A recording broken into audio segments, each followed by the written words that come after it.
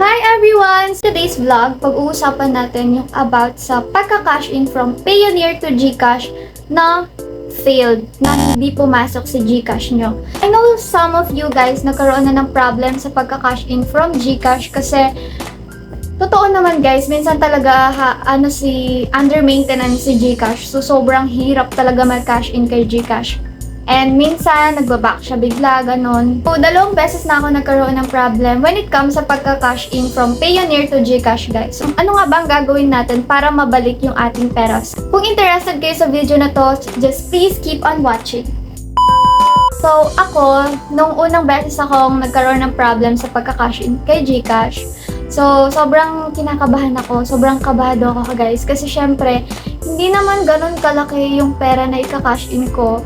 Pero, para sa akin guys, malaki na siya and super importante nun sa akin kasi nga, syempre, pinagtrabahuan ko, pinaghirapan ko, diba? Sino ba namang hindi manghihinayang doon?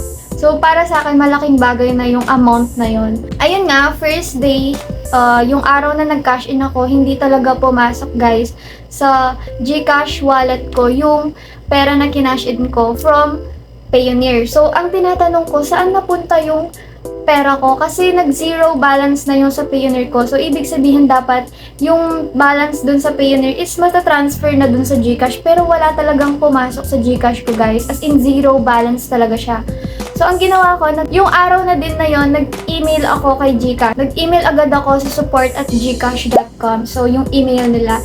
Doon ako nag-email and then sinend ko din yung mga screenshot ko as a proof na wala talagang pumasok sa GCash wallet ko. So, ayun, yung day na rin ngayon, walang nag-reply guys na agent. Ang nakalagay lang ay parang one of our agent will be back to ganon-ganon. Eh di pangalawang araw ko na wala pa rin pumapasok sa GCash ko guys. Sobrang naiinip ako kasi kinakabahan ako baka mawala na lang bigla yung money ko and maklose na agad yung concern ko. So, ang ginawa ko, nag-email ulit ako sa GCash dun sa support@gcash.com ulit, nag-gmail ulit ako and then sinend ko ulit yung screenshot na katunayan na nag-cash in ako from Payoneer to GCash kasi pag nag-cash in ka guys sa Payoneer to GCash is may mag-i-email sa'yo na nag-cash in ka ng ganitong halaga, ganito, ganyan. So, ayun, parang meron kang receipt, ganon. So, yun yung mga sinend ko na screenshot kay GCash support. So, yung pang 2 days na yun guys is gabi ata dun siya nag-respond sa akin yung one agent na sinabi, "Hi, hello, please check your GCash account." Yung parang sinasabi niya na ano na nila, na-process na nila yung request ko or yung concern ko. So, after nun guys, nung gabi, dun pumasok yung money ko guys. Kasi sobrang saya ko kasi, oh my God! Siyempre, nanghihinayang ako kung mawawala na lang bigla-bigla yun, di ba?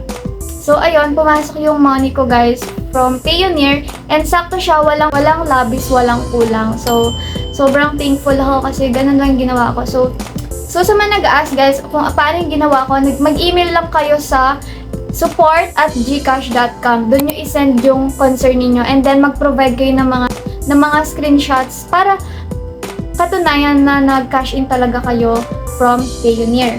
And then guys, after that, mag-wait lang kayo ng 2 to 3 days para ma-process nila yung request mo. Kasi kung itong araw na to nagkaroon ng problem pero itong araw ka din nag-email, so expect mo na bukas or sa susunod na bukas pa maaayos yung request mo. 2 beses ko naman na pagka-cash in guys from Payoneer to GCash, same problem din yung nangyari.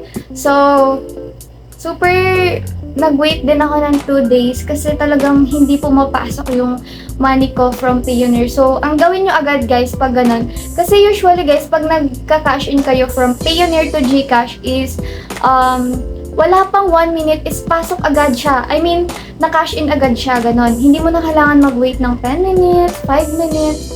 Ang ginawa ko, yung day din na yon, nag-email pa rin ako kay GCash dun sa support@gcash.com and then nag-provide ulit ako ng mga screenshot na katunayan na nag-cash in ako from Payoneer to GCash. So, ang nangyari, yun, after 2 days guys, bumalik yung money ko.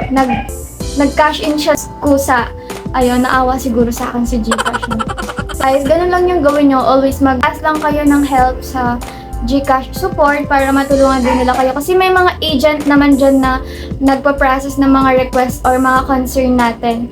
Hindi rin ako binigo ni GCash guys kasi sobrang laking tulong sa akin nun. Siyempre, uso ngayon yung mga online transactions, di ba? So, kailangan maging aware tayo sa mga ganitong bagay and wag tayong magpapa-pressure or wag tayong mawalan ng pag-asa pag mga ganitong bagay. So, habang maaga pa guys, agapan nyo na humingi na kayo ng help sa mga kung sino man pwedeng i-email, kunwari sa GCash support, huwag nyo nang patagalin pa. So, yun lang guys. Sa mga nahihirapan guys mag-cash in from Payoneer to GCash, ganito lang po yung gawin ninyo.